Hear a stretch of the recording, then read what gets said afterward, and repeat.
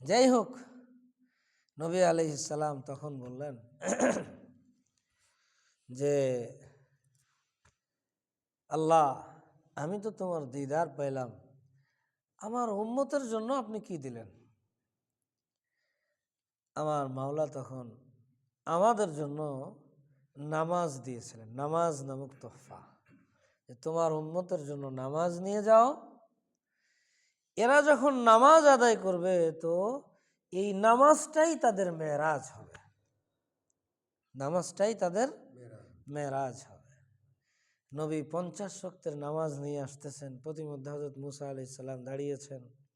উনি বলছেন, আমার উম্মতের উপরে 2 ওয়াক্তের নামাজ ফরজ ছিল, পড়তে পারেনি, 50 ওয়াক্ত তোমার উম্মত কিভাবে পারবে?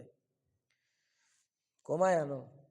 নবী গেছেন, 5 ওয়াক্ত কমেছে, আসছেন, আবার গেছেন, এভাবে 9 বার যাতায়াত। 5 ওয়াক্তের পরে 45 ওয়াক্ত কমে গেছে। হযরত মুসা আলাইহিস সালাম তাও আনার, আবার যাও, আরো কমাও।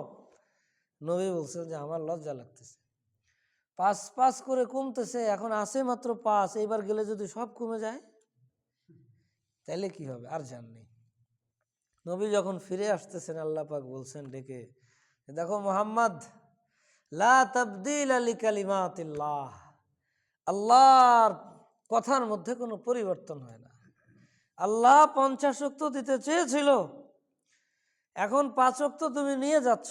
তোমার উম্মত যদি 5 ওয়াক্ত আদায় করে তাহলে আদায় করবে 5 ওয়াক্ত, আমি নেকি দেব 50 ওয়াক্তের।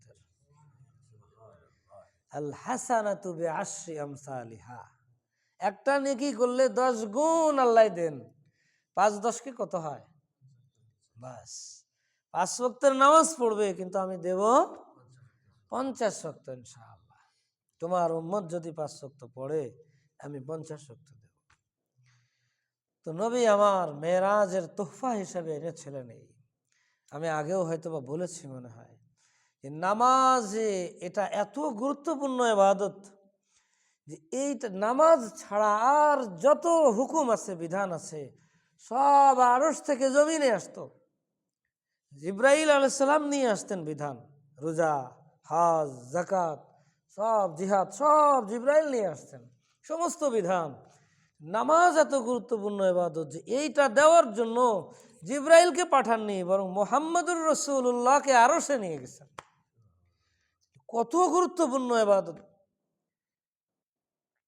আমার নবী। এজন্য মৃত্যুর আগ মুহূর্তে একটা মানুষ, সবার খায়ের খাওয়া হয়, ওই সময় কোনো মানুষ কখনো ধোঁকাবাজি করে না। শেষ নসিহাতটা সন্তানদের জন্য, আপনদের জন্য যে করে যায়, এটা বড় দিলই নসিহাত হয়। মৃত্যুর আগে বলে গিয়েছিল, মৃত্যুর আগের নসিহাত বড় দামি নসিহাত হয়। আমার নবীর থেকে দামি মানুষ তো পৃথিবীতে আর কেউ আসেনি, আসবেও না। এই মানুষটার মৃত্যুর আগের নসিহাত কত দামি হবে। নবী মৃত্যুর আগ মুহূর্তে যত সময় পর্যন্ত জবানে আওয়াজ শোনা গেছে, শুধু ওই একটা কথাই বলেছেন, আসসালাহ ওয়া মা মালাকাত আইমানুকুম। উম্মত, যে নামাজ আমি আরশ থেকে এনেছিলাম, এই নামাজ যেন ছেড়ো না। আসসালাতু ওয়া মা মালাকাত আইমানুকুম, নামাজ ধরে রেখো, অধীনস্থদের সাথে উত্তম ব্যবহার করো। যখন আস্তে আস্তে জবান ক্ষীণ হয়ে আসছে, তো শেষের অংশ বাদ দিয়ে শুধু আসসালাহ আসসালাহ আসসালাহ আল্লাহুম্মার রফিক আল আলা, এই কথা বলে দুনিয়া থেকে বিদায় নিয়ে চলে গেছে। নবীর জবান থেকে নির্গত সর্বশেষ নসিহা উম্মতের জন্য নামাজ। কোনো অবস্থায় যেটা মাপ নাই। শয়তান মাত্র একটা সেজদা করতে অস্বীকার করেছিল, চিরতরে তাকে রহমত থেকে বিতাড়িত করা হয়েছে।